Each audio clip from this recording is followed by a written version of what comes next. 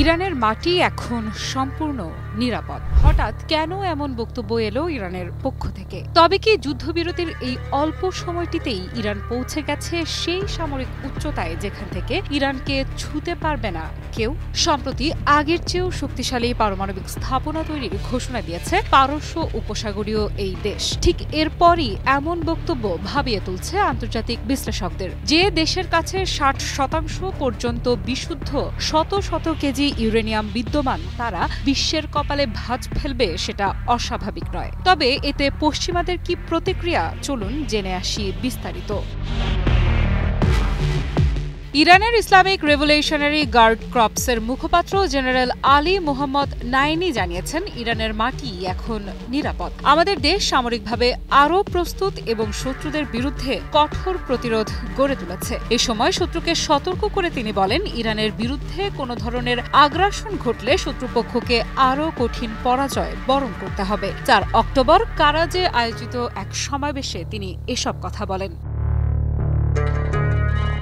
General নাইনি বলেন, গত জুনে ইসরায়েল ও যুক্তরাষ্ট্রের নেতৃত্বে ইরানের ওপর চাপিয়ে দেয়া 12 দিনের যুদ্ধ ছিল একটি ষড়যন্ত্র, যা যুক্তরাষ্ট্রের পরিকল্পনায় ইসরায়েলি শাসন বাস্তবায়ন করে। ইরান একা ন্যাটো ও সেন্টকমের বিরুদ্ধে দাঁড়িয়েছিল, আর শত্রুরা ভয়াবহ পরাজয় বরণ করে। 12 দিনের যুদ্ধ প্রমাণ করেছে যে আমেরিকান নেতারা বিশ্বাসের অযোগ্য।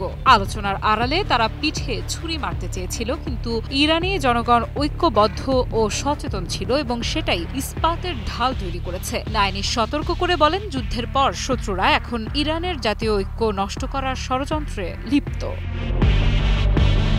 বাছাইকৃত কাঁচামাল ও স্বয়ংক্রিয় ইউরোপিয়ান মেশিনে তৈরি হয় all time honeycomb, all time healthy life.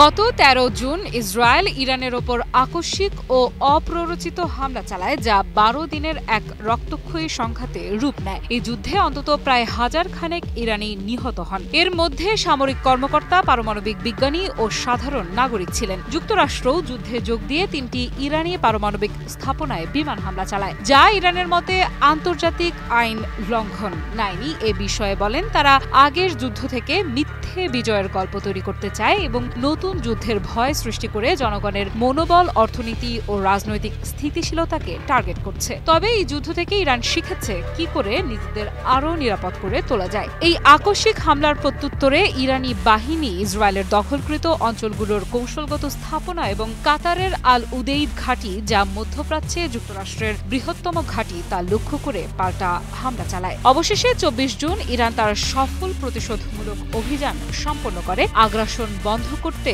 সক্ষম হয়। আফ্রিদা ইফরা, নিউজ 24।